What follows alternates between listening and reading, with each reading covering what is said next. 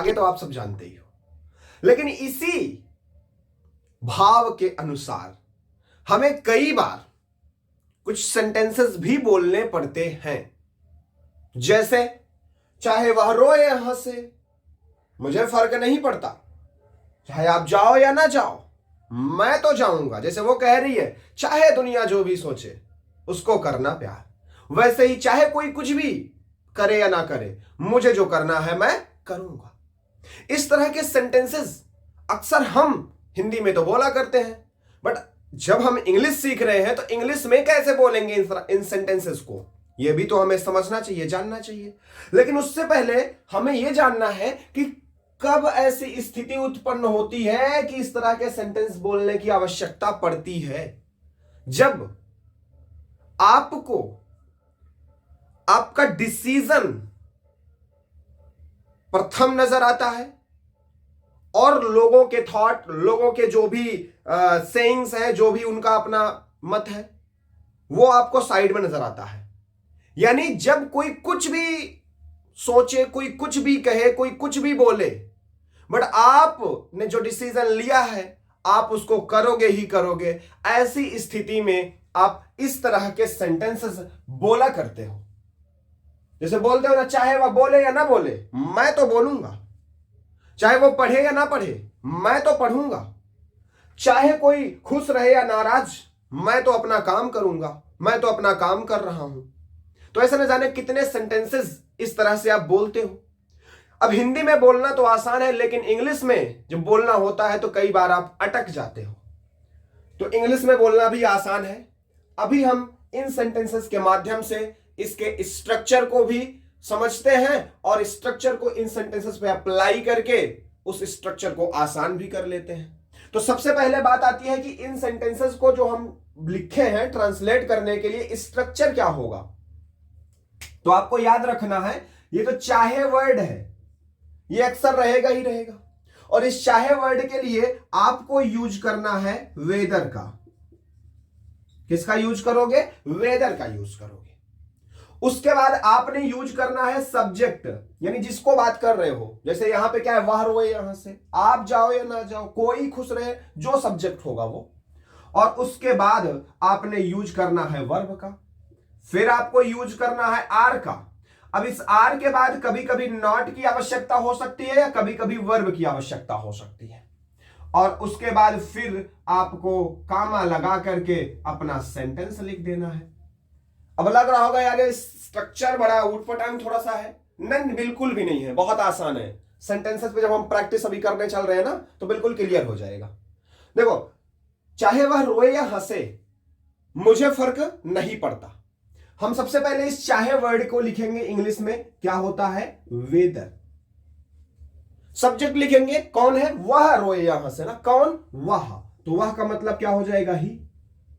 अब वर्ब है रोए या हंसे, तो रोना की मीनिंग क्या है? वीप। और या की मीनिंग क्या है? आर। और फिर हंसे, तो हमने बोला ना आर के बाद नॉट कभी कभी वर्ब की फर्स्ट फॉर्म। नॉट तब लगाएंगे जब निगेटिव होगा ना होगा अभी बताएंगे, तो सेंटेंस है। अभी तो यहां पे वर्ब लिखी जाएगी, वर्ब है तो क्या हो जाएगा? लाफ। क्या बोलेंगे?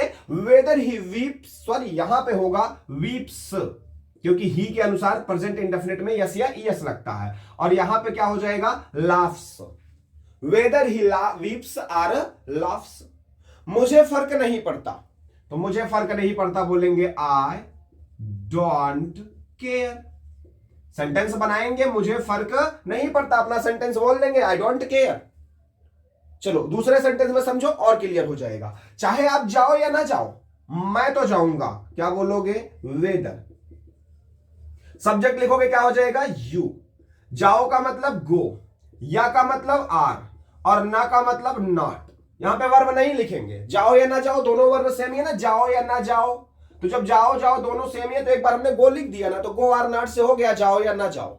गो आर नॉट का मतलब जाओ या ना जाओ, दोबारा गो लिखने की आवश्यकता नहीं है, याद रखना।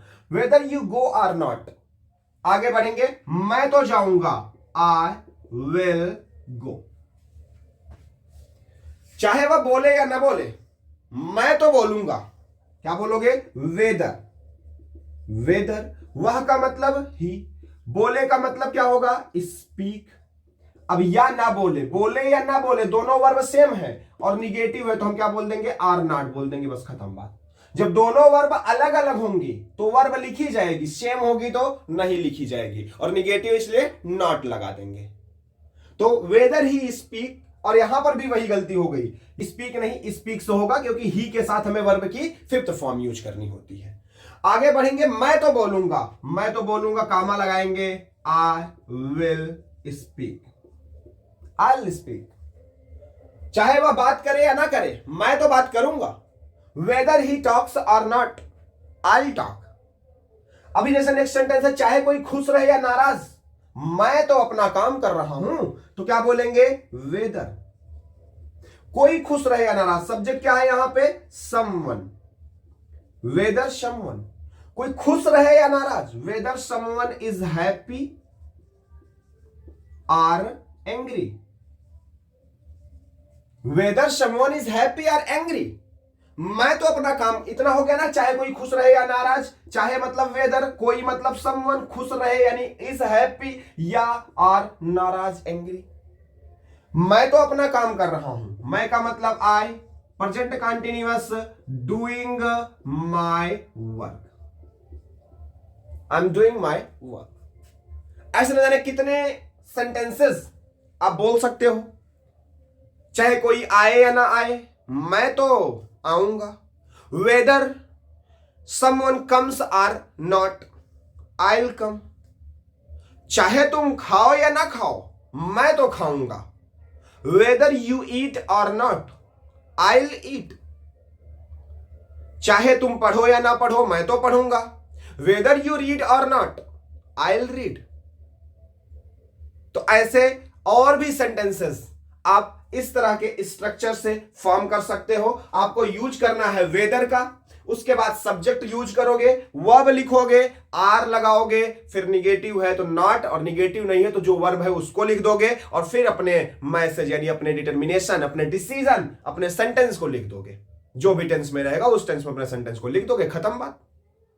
आई होप कि आपको ये एडवांस स्ट्रक्चर भी बिल्कुल समझ में आ गया होगा।